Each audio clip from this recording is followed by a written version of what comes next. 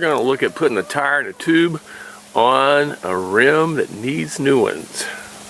As you can see, this rim is a good old low profile wheel used on a road bike, and we're going to be putting a brand new tire, a Hutchinson Nitro 2 723, and got it at a local bike shop for 20 bucks. That's a deal. Hutchinson are good tires. So today we're going to go over what it takes to get a wheel with a new tire and a new tube as easy as possible. The first thing we're going to do is we're going to take the tube out of the box. Makes sense, huh? And again, got this in my local bike shop. It's a Presta valve, 32 millimeter with it's a 17, 18 to 23. About the valve length on this low profile wheel that we're going to be working with. As you can see, 32 is going to be just fine. However, on the deep profile wheels like my Zip 404s, you're going to need a 60 or a 65 or 70 millimeter. So we'll get to that later. Now once you get the tube out of the box, take a look at something. You're going to have to take the cap off, and you're also going to take the retaining nut to keep it from the stem from dropping down inside the rim if that's a problem. So before you put the new tube on the wheel itself, you need to put a little air in the tube. Now in order to be reasonably successful pumping up tires, you need a pretty good bike pump. What I have here is a Blackburn, and they have really good lifetime warranties, and this for instance has been a replacement because my original Blackburn went bad, and I contacted Blackburn. They sent me a brand new pump. It's got a steel shaft, great gauge, and a very good pressure head. Now on to the topic here. In order to put a little air in your tire, you're going to put your head on the stem. You're going to flip the lever like this, and then you're going to pump a little air in there. You don't want a lot. You just want enough so you're getting just enough in there, as you can see, to pump it up so it's not all scrunched up and flat. So at that point you can take the pressure head off.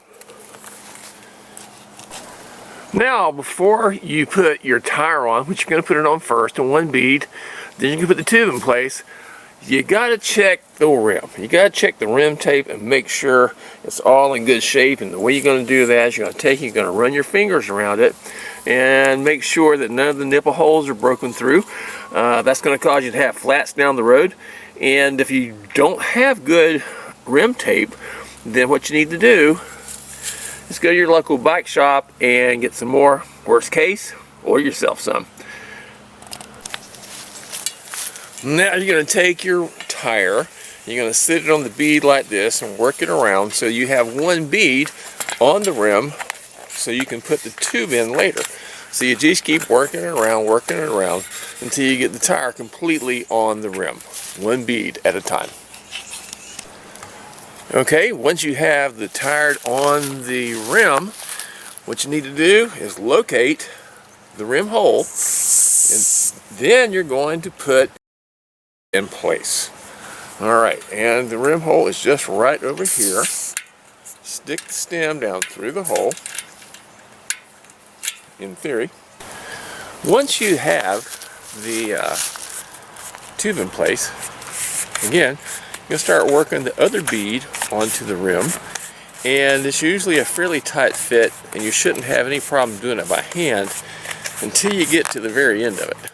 And when that happens, you're probably, unless you have really strong thumbs, going about rolling it in place for the final few inches using tire levers. And I have a few here in my pocket. I like the Pedros because they have a metal bar through the middle of them. And what you do then at that point is you come in here and you hook it under the rim and you start working it in. You got to be really careful though, because if you're not careful, you're going to wind up pinching the tube itself, and then you got to replace your tube. So you come in here, you work it in, you get it in place, and you can probably do the last little bit again with your thumbs. Hey there you go. I wanted to clarify something in the original video about putting the tube inside the tire. I didn't really go into much detail. So what you want to do is you want to go ahead and find the stem hole which is right here. And of course, put the stem in the stem hole. That always helps. And then you want to start working the tube into your tire, around and around and around, just all neatly in place. And you want to try not to get your tube crimped. It's probably not going to hurt it in most cases. However, it's not really going to help it.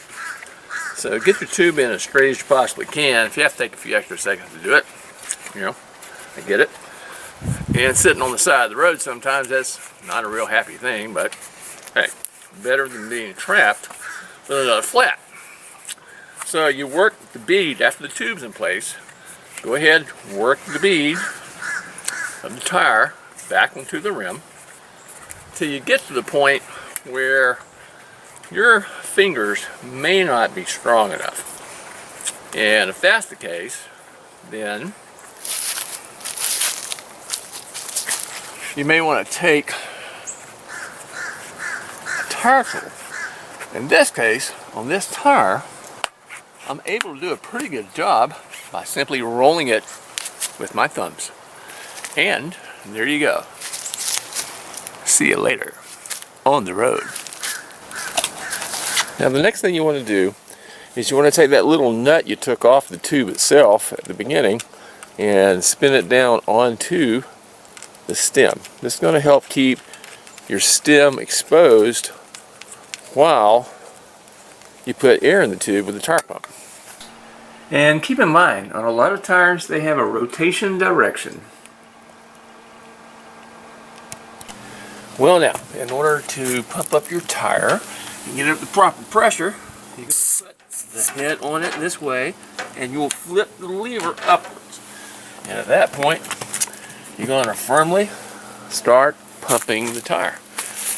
And be conscious of the amount of pressure you're using there, because as you've seen by the photographs I took, there is a certain amount of pressure these tires are good at, and you run the risk of popping the tube if you go above that pressure. And I've got my marker set at 110, so I'm just under 110, and that way it'll ensure me when I'm on the road I got enough air in it that I'm not going to be bottom out and pinch flatten or whatever else. So at this point you need to remove the head and then put the cap back on it.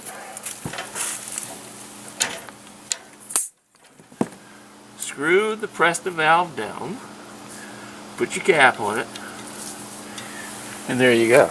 You can put it back on the bike now.